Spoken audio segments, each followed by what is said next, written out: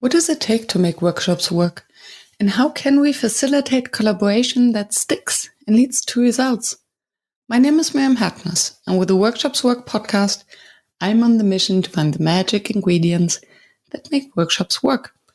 Today with me on the show are the two founders of Prototype U, Kristiaan Hartman and Wouter Smeets, and we speak about the method of Prototype U and how we can actually help team members to design their perfect work life or their perfect work environment, or maybe even their perfect career.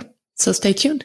And by the way, if you don't have pen and paper at hand to take your own notes, scroll down to the show notes to find my free one-page summary. And now, enjoy the show. Hello, Wouter. Hello, Kristiaan. Welcome to the show. Welcome back, Wouter. Good to be back again. Yes. It has been a while. Yes, I think you were on episode 15. 15. So at least 100 episodes ago. Yes, 150 maybe. Wow. Wonderful. Wow. Good to be back. And in the meantime, so many things have happened. You have grown your business that I think back then you just founded together with Kristiaan, Prototype U. And I want to hear everything about it. And before we're getting there, I always start with a little kind of warm-up question and would like to hear both of your answers. But maybe we can start with Kristiaan.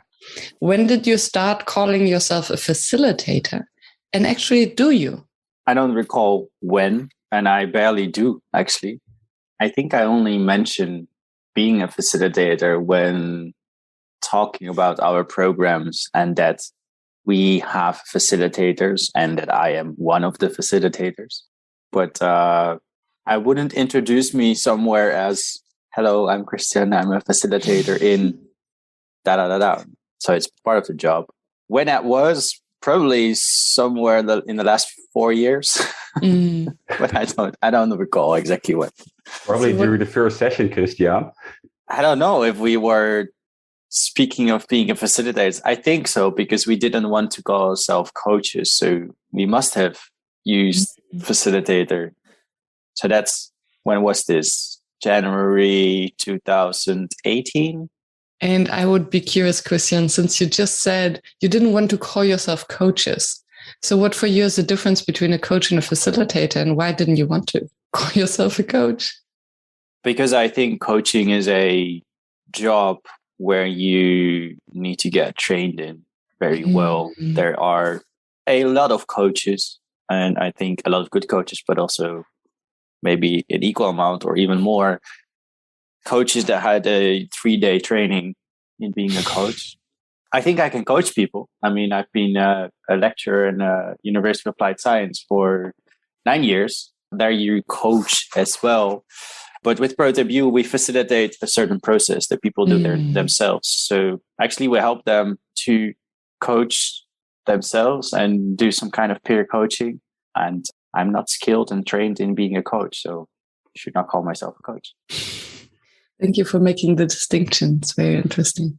How about you, Wouter? Yeah, I'm thinking about it. And I think I've called myself a facilitator for a very long time, but in a different context. And it was the context of where we met in the first podcast, facilitating innovation processes and making better products faster and bringing a team together to do so. But in the context of Prototype U, I think it's the same as Kristiaan, where I think we have mentioned ourselves as being facilitators at the very first session, because like Kristiaan mentioned, we're facilitating a process where people are going to help one another grow and help one another achieve personal development goals. And we're not coaching them one-on-one. We're really creating an environment where they're going to help each other grow. And I think that's a distinction between a one-on-one coaching rather than facilitating a group process.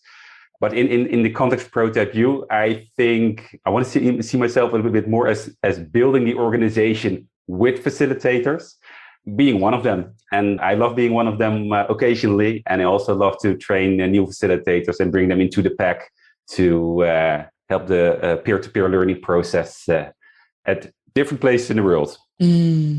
What's the difference for you between coaching and facilitating, Miriam? I think it's similar. I wouldn't put my finger on the training, that coaches need more training or less training. But I wouldn't call myself a coach either for exactly that reason. I didn't get the coaching training and I didn't put in the hours. And I think for me, coaching is really attached to a personal development. So I'm helping you for personal growth without a very specific expectation on an outcome. There must not be a tangible result. Whereas facilitation is a facilitation of a process, making it easy and usually with a very specific result in mind.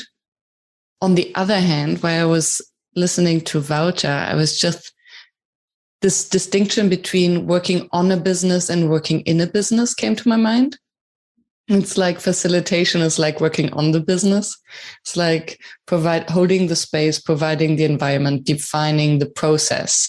And then coaching is working in the business where it's about the development of each part in it and how to grow. Yeah, I think a manager can also be a facilitator. Facilitates the group of people he or she is managing or leading to perform best. Totally. I think what the facilitator and the coach have in common is both believe that the answer is in the individual and the group.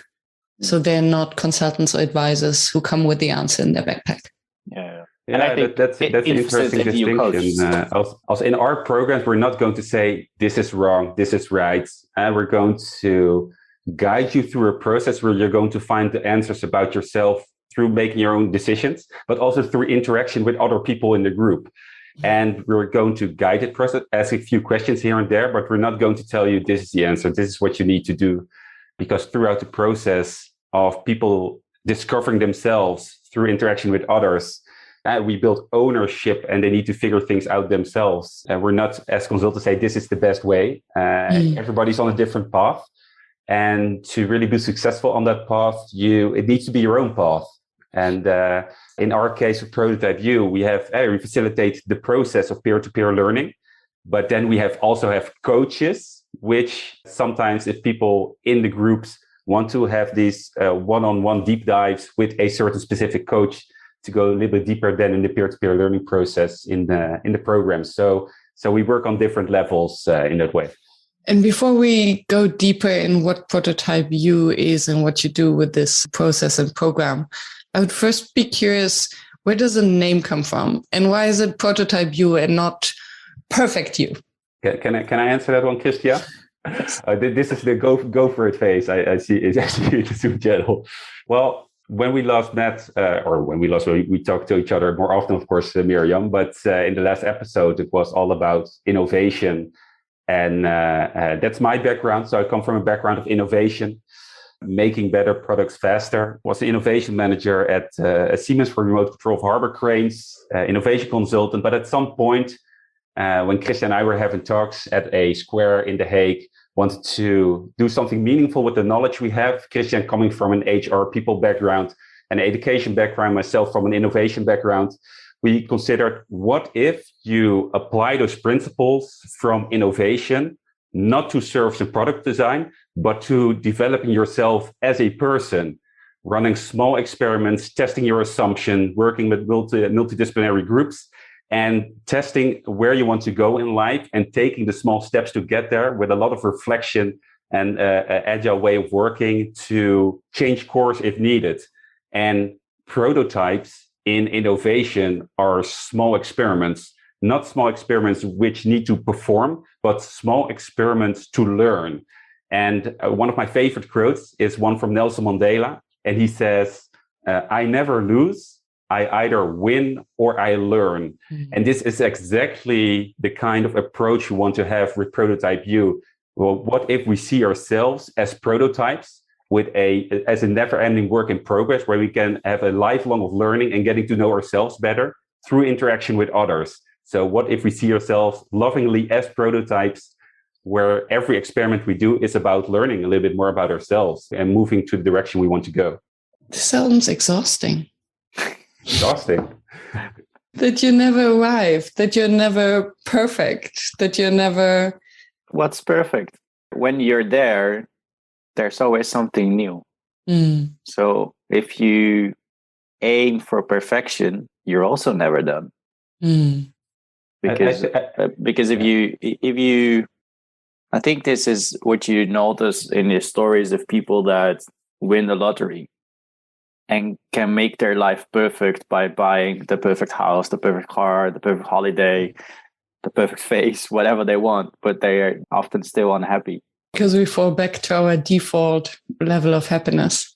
Yeah, and I think because, and this is also an important element, I think, in the name of prototyping with what Wouter is explaining, that your environment and yourself, you change. Mm. So when you found perfection a year later, there's a pandemic, or there is a war, or there is just small things. You move, there's a new place where you need to travel more or less to work, or your work changes, or your job changes.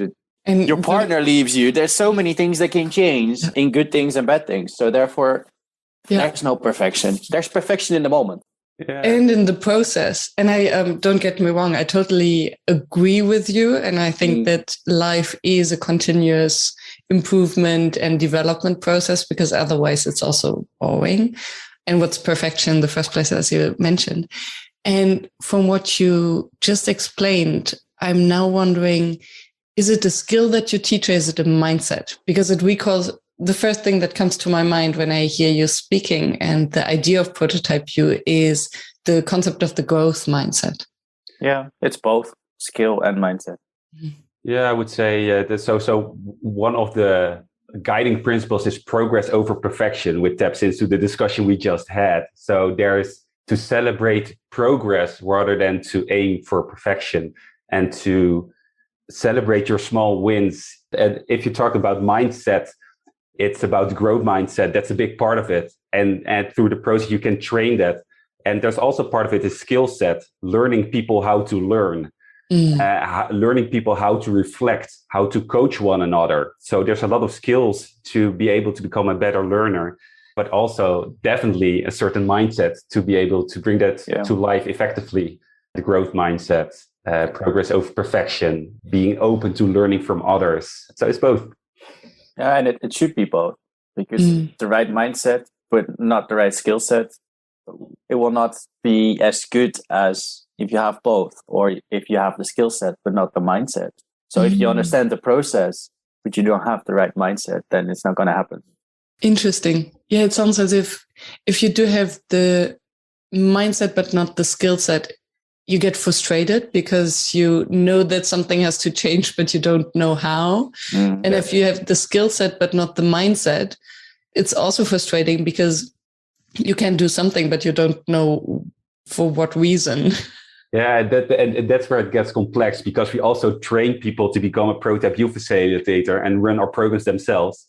And a skill set, in my experience, is you can teach people a skill set, procedures, ways of working. You can train people there, but sometimes mindset, it's a more of a difficult beast to make people see things in a different light. And then people can consider themselves to be focused on progress over perfection, for example, or have a growth mindset. But in practice, that doesn't always mean the same things to people. So when we train people, you can see a difference between mindset and skill set. And I think mindset to us, so to really live those guiding principles of our approach, is the most important thing, and the skill set will follow when training people. So what is then the process? So what are you prototyping, and who defines that? So if I enroll in Prototype U, is it then a lifelong process? Because I will always remain a prototype. So maybe it's a lifelong subscription. Or is it a program from which I can graduate and then I learn how to remain the prototype for myself? So are we here talking about the becoming prototype view facilitator, or being a participant in a program? Being in the program. So your product is Prototype U. And what am I prototyping, and what's the process? Wouter's keeping his mouth shut, so I'll pick up the talking stick.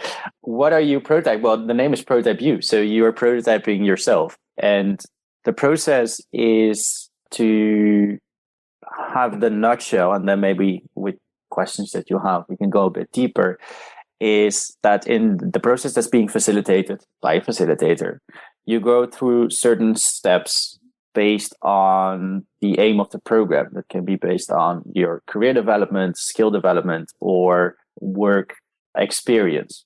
And now the work experience is mainly focused at companies with a hybrid working.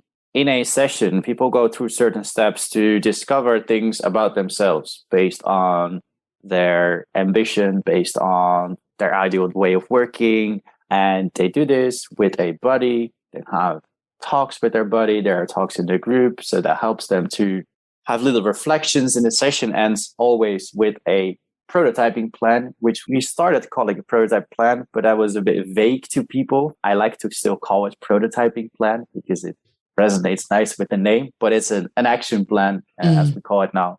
So there's a plan of action which they create themselves. So the facilitator and the activities they go through in a session help them to select the right focus. So there's always one challenge that they pick up, not 6. It's just one. And then they build their actions for a short time. So it's 2 to 4 weeks that they will go through these actions and experiments. And then in the next session, there's reflection. And each session goes like this. So there are activities based on the theme, based on where they are in the program, ends with a plan of action. They will go through the actions and experiments themselves. So there is 2 to 4 weeks in between sessions.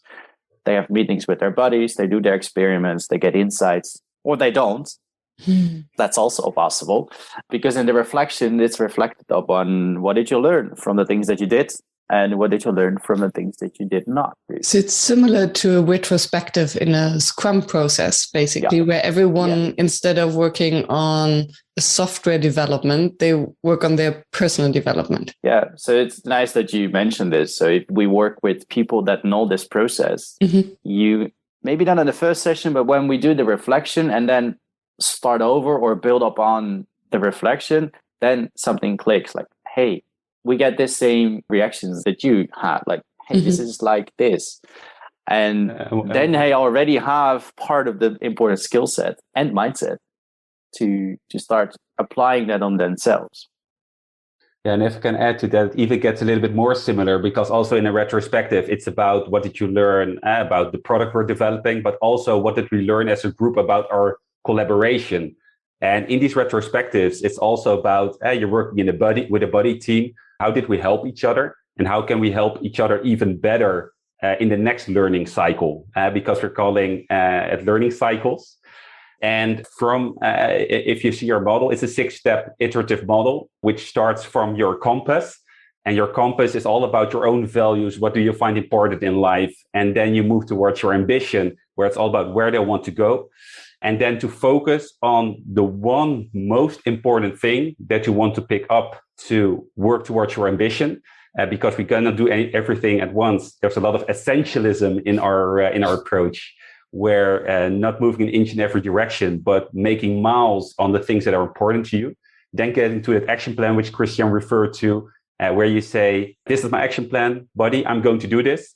And dear buddy, lovely buddy, cool buddy, I'm going to help you too with your action plan. And you're creating that mutual commitment to help one another during that learning cycle. That can be a friendly reminder sometimes a kick in the ass, depends on what the person needs during the learning cycle, but to really get going. And what's important there is that we really want to work from a person's personal ambition and personal values, so as to really inspire people to get going with learning, but also at the end of a program to inspire people to keep learning, so that we train them in, okay, Kristiaan and I, or another facilitator, we will leave, but we give you the tools and the building blocks to keep going peer-to-peer learning while we're not in your lives anymore, so to speak. Thank you for walking me through it. So many things come up for me. One is, I read somewhere that the biggest change processes that are successful, the most successful change process, focus on what is known and what stays the same instead of what's changing. So I can imagine by using a method that is kind of well known and established, and using it in a different context gives some sort of structure and security to the participants that, prototype you, okay, I don't need to do something totally new, that I have an anchor. I understand that. So now I can apply it. I can imagine that this kind of helps the individuals going through the program. If they know the process you're referring to, because not everybody knows it, obviously. So then you see that the learning of the skill set takes longer.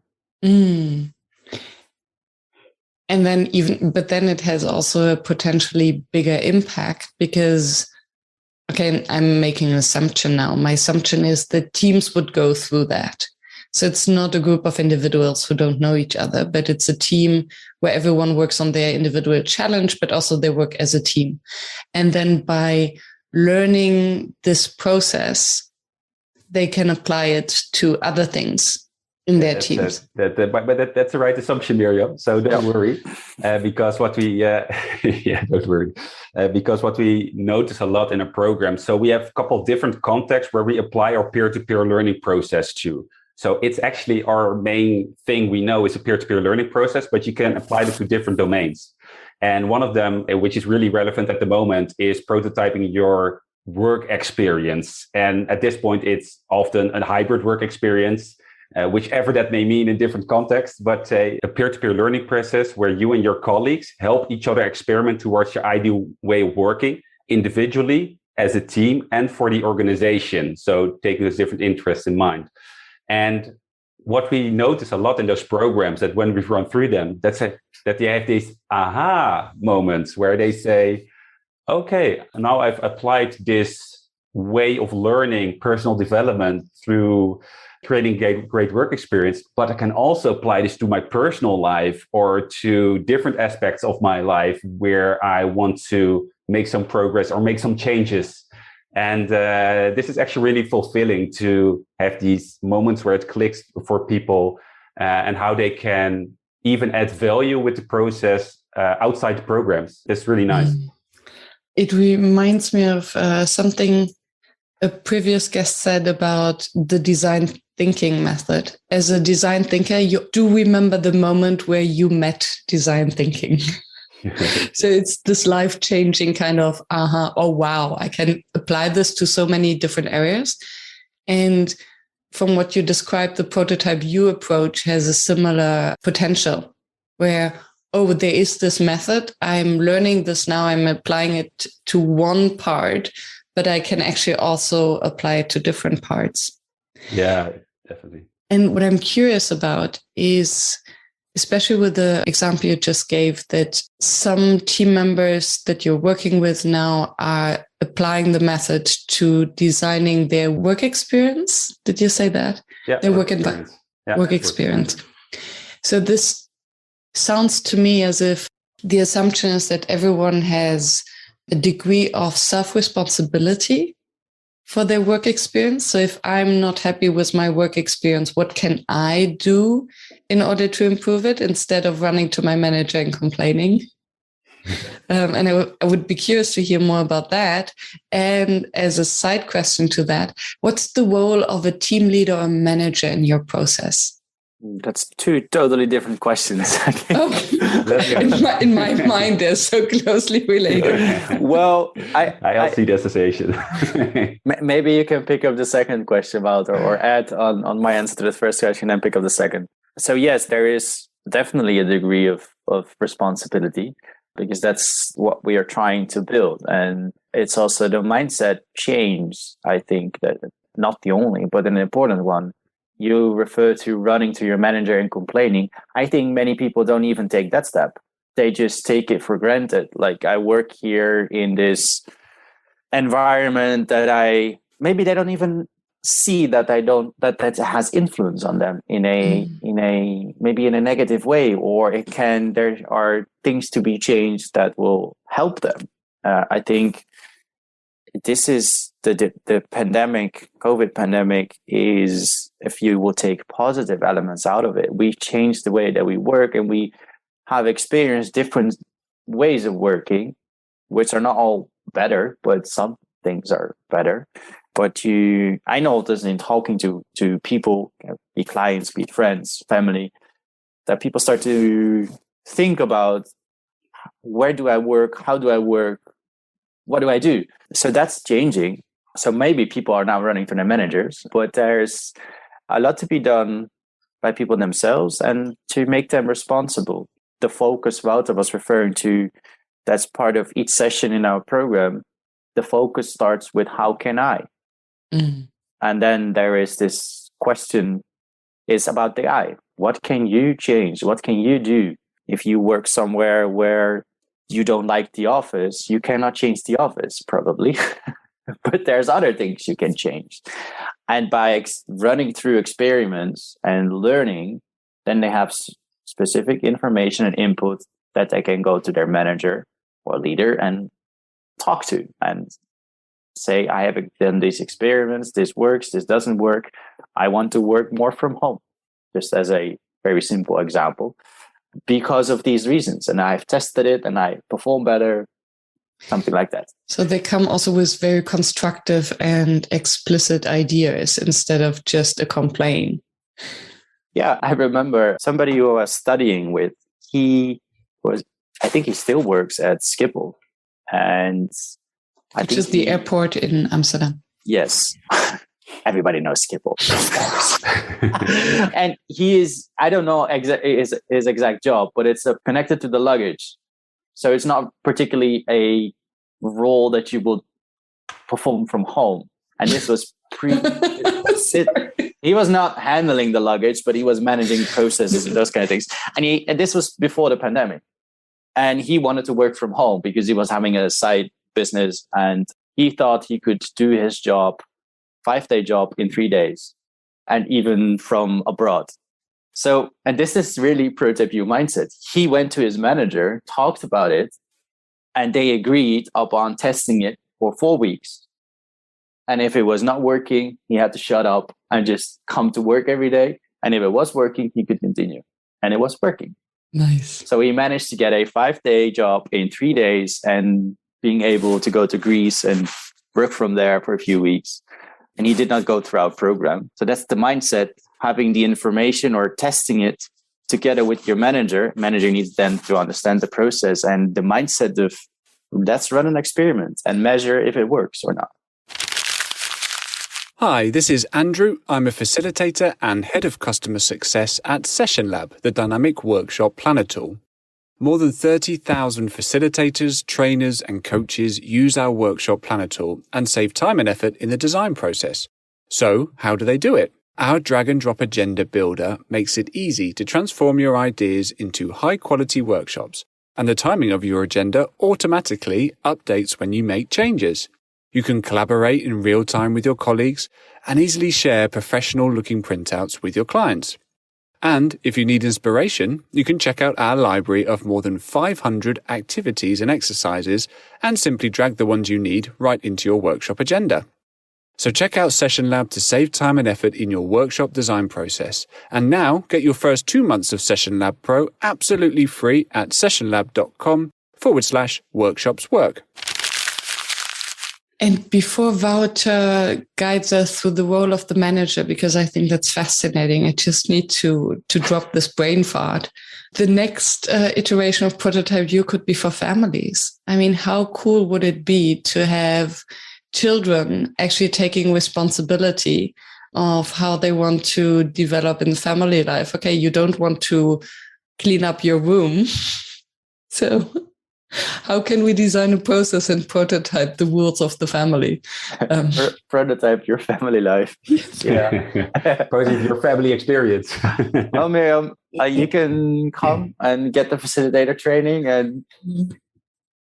No, but what it is, so the prototype U for kids is something that's definitely sometimes on our minds, but more of the how do we approach learning for kids? So is it really focused on perfection, being complete, or very early in your life promoting children or inspiring children to run experiments for themselves and to be brave in learning and to be brave in failing? And I don't like the word failing because it's actually just another word for learning.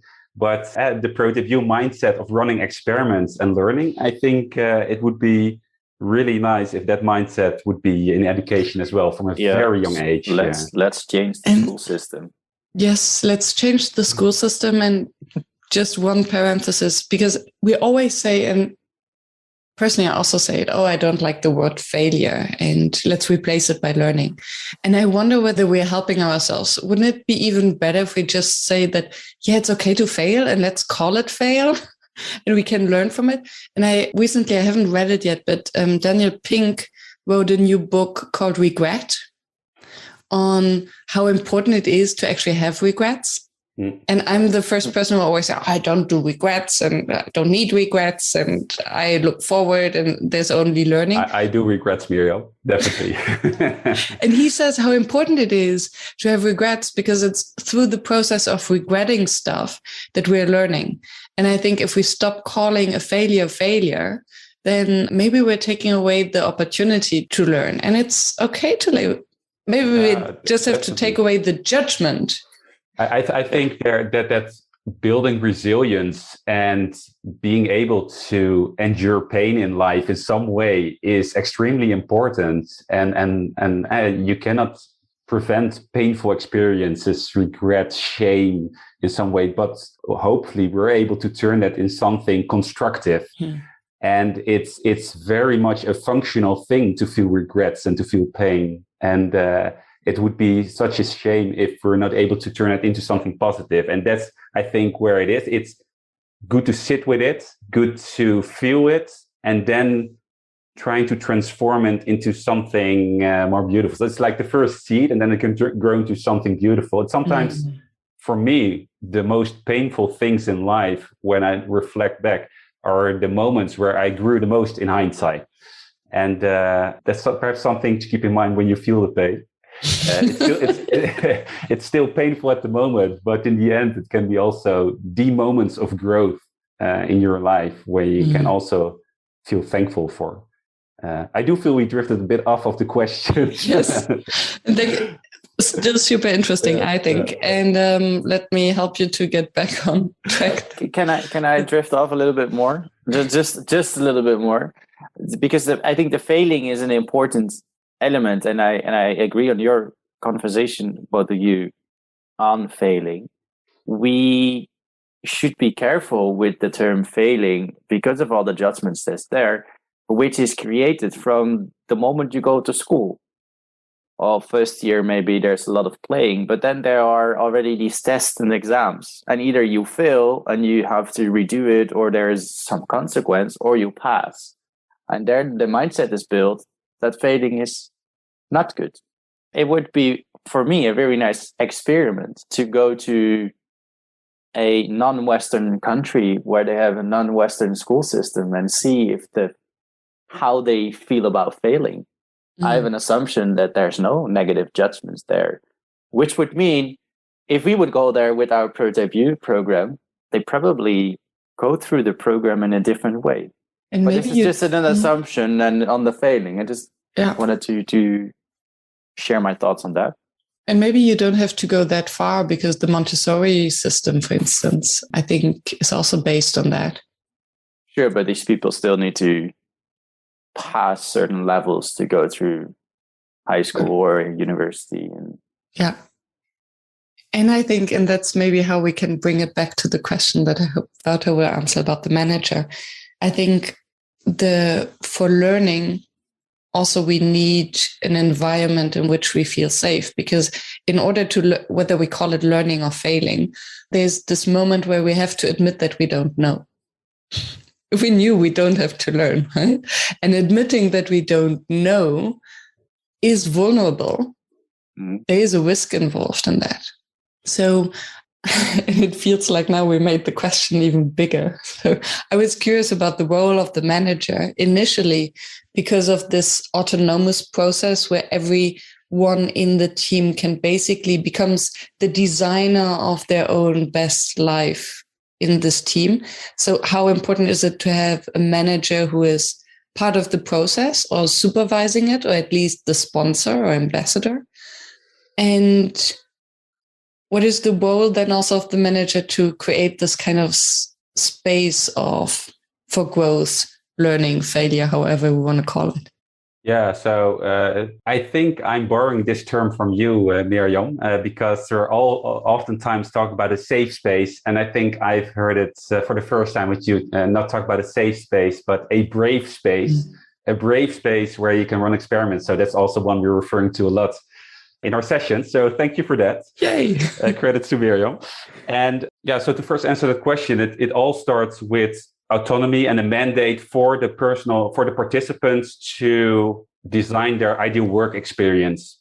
And at some point, they can change part of that desired work experience for themselves. And partly there can be organizational constraints or a current way of working which prevents them from it. And in the former, it's all about ownership of the participants to work on the things you can change yourselves. And it's about, for the second part, it's about addressing that you see this is a personal preferred way of working, but these are organizational constraints which prevent me from doing so. And to bring that up at, for example, your team manager or the person who can have a say in that or change in that. And where the role of the manager comes in for us is, I'm not trying to make this too complex, but you have different types of programs. And one is prototype your career. And there the participants, there should be as little hierarchical structure in that program as possible for people to freely open up what their ambitions are and helping each other move there. So in those programs, Prototype Your Career, we oftentimes exclude managers so that people in the group will have this brave space where they can experiment towards their ideal career, which may be inside the organization, but possibly also outside the organization. If it's about prototyping your work experience program, that's the peer-to-peer learning process for prototyping a work experience.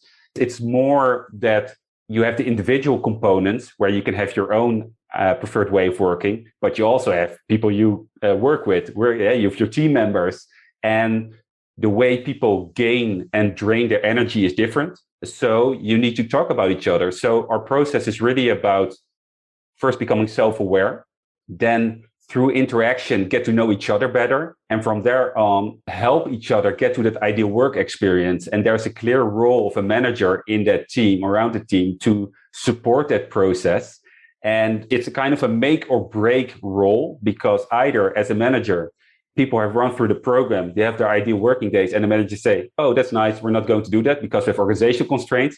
Or that person, it's more the command and control manager. But if you have an empowerment manager, it's okay, you've a servant leader is also a term often used. I'm going to help you towards your ideal work experience because I trust you know how to do your work as a team, and I'm going to help you do that.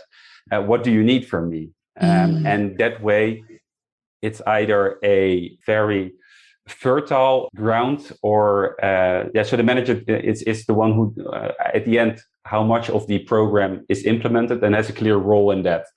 But this is something we also definitely check at the start of our programs. And for creating that ideal work experience, managers are incredibly important. Well, actually, I think in the career programs as well, the manager or leader, depending on how you look at the different terms, leader and manager, but that's also a facilitator. Yes. At least if the company does not have the culture that somebody who's leading is facilitating their work, their learning, their whatever they need to do their job very well, then it's not the company that we can work with.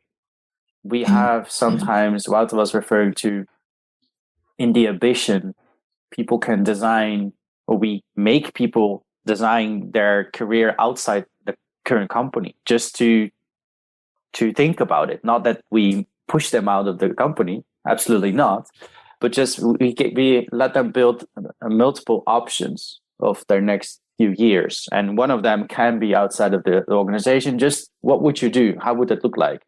And there will be elements that they can take into their current job.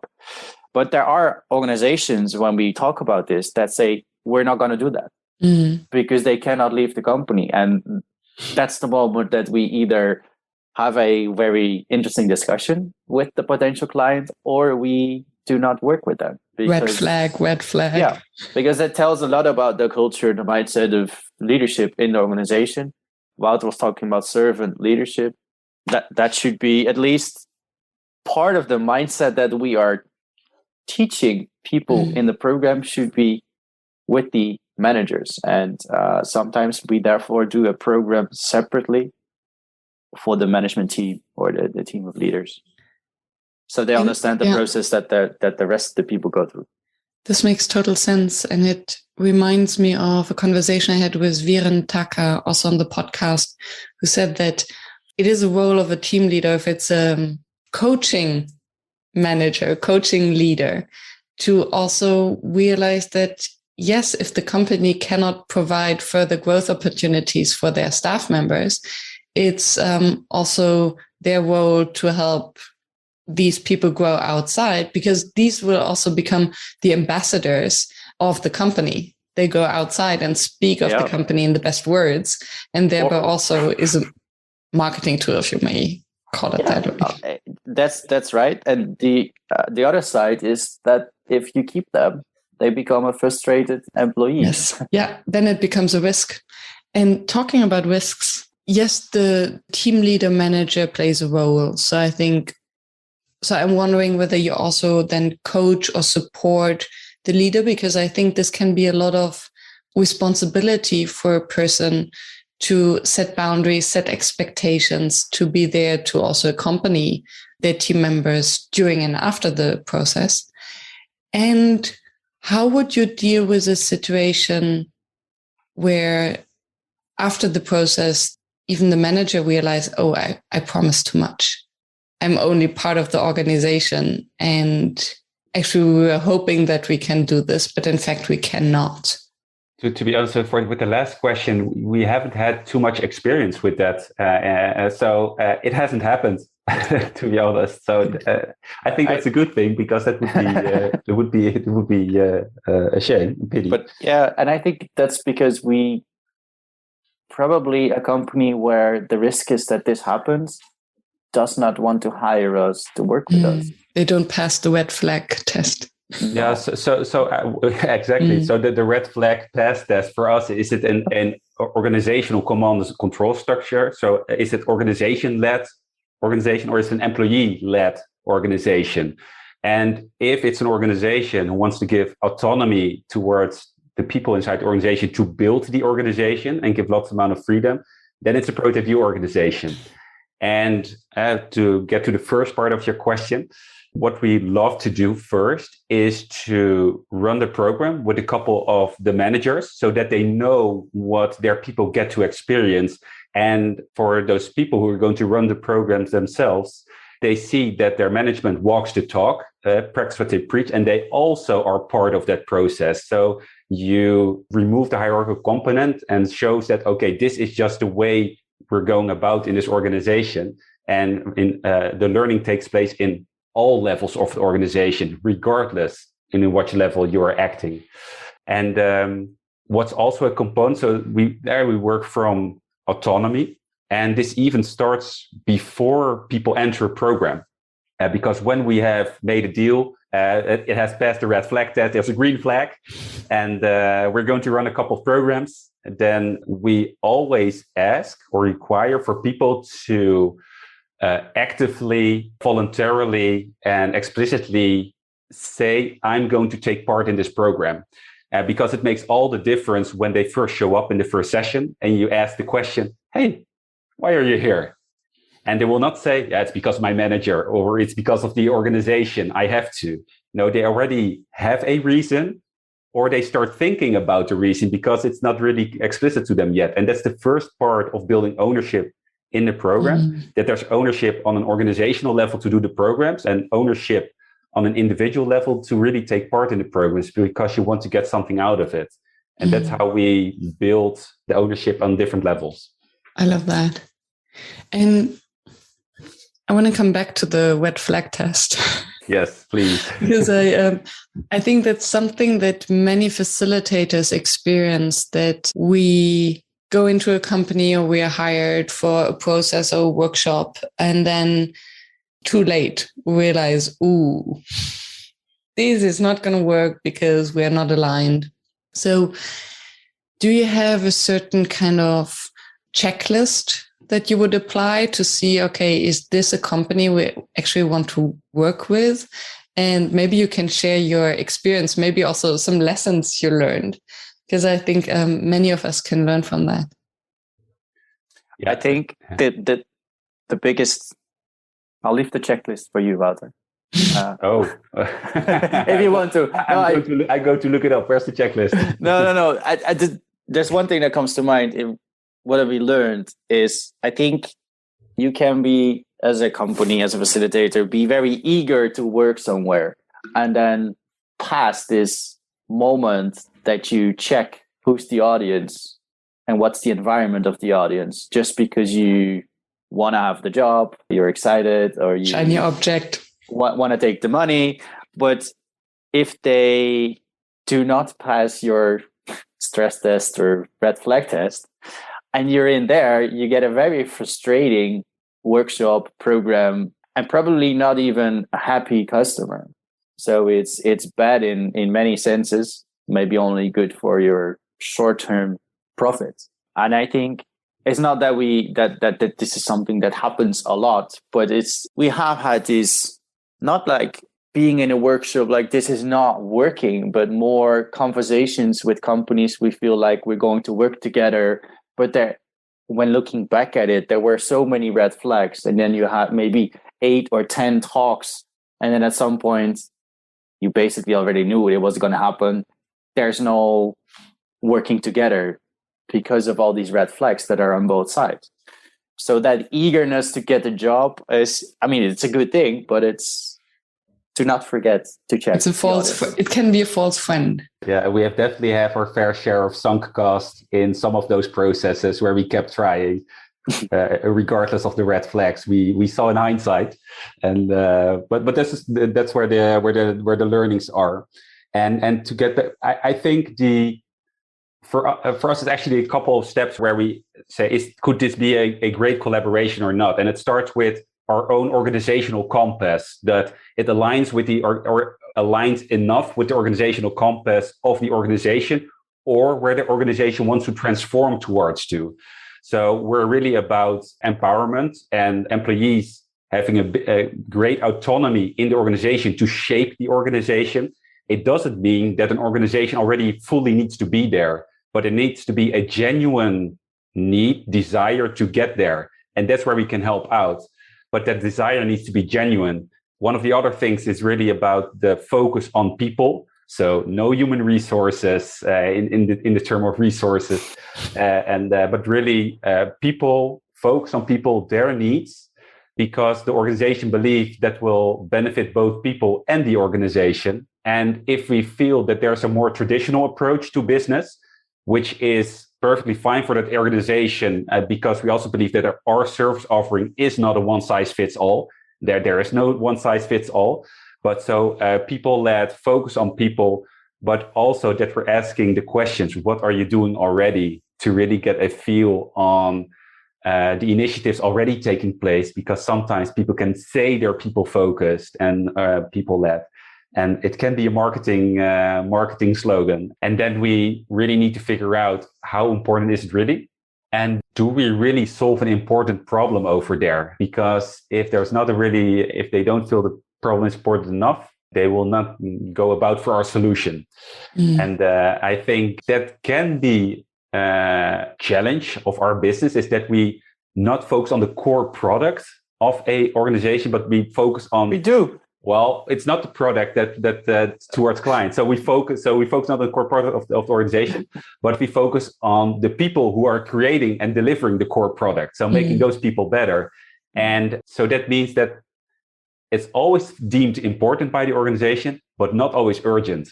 And then we need to find organizations where it's found both important and urgent enough to get the programs going. Which sounds a little bit like a catch-22, because if an organization is at the point where they consider their people's issues as urgent, is usually when things are falling apart, right? Unfortunately. Yeah, there can be a... Or it is a very self-aware scale-up.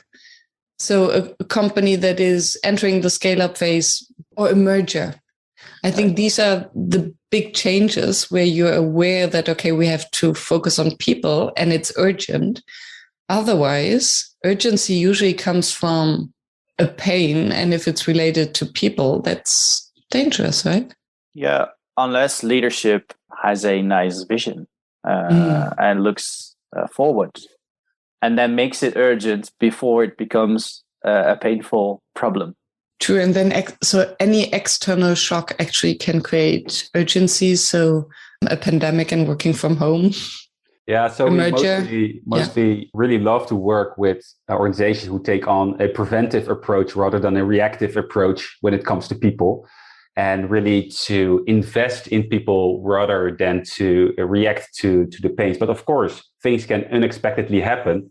And then you need to work on that as well. So it's mostly organizations who look forward and they have a preventive approach, an investing approach when it comes to people. And then life happens. So there are always things that happen when skill-led mergers, COVID, which makes that you need to take on a different approach. Yeah. And to come back to your question, Miriam, maybe for the audience listening, hello audience, practical tips for the red flag test. Maybe we should create a red flag test, Wouter, on paper and questions. I think very practical and simple thing to do is ask your potential customer, why do you want this program, workshop, whatever, as a facilitator do you going to perform there? Why do you want to have it? What do you hope to get out of it? What do you hope that the results are? Because that information already gives so much insight in whether they understand what they are getting from you or not. And if not, then you have a conversation about it, and then there might be a red flag arising. And maybe even asking why they want it now. Yeah. So why is now the best moment in time and not later? Yeah. Thank you. I'm looking forward to your red flag test. Somehow I assumed there was one. Soon, Miriam. We actually have a couple of different stages with different questions, so it's nice to share. So let's take on that commit. We'll share it. We'll share it soon. Hello, listener. Are you tired of listening to my podcast voice praising our sponsor Session Lab in each episode? I think it's time to pass the mic over to you. So if you are as much of a Session Lab fan and user as I am, please share your experience and praise, and don't be shy of add a sentence of self-promo. Send me your soundbite and you might hear yourself on the next show and find your name and URL in the show notes. I'm looking forward to hearing from you.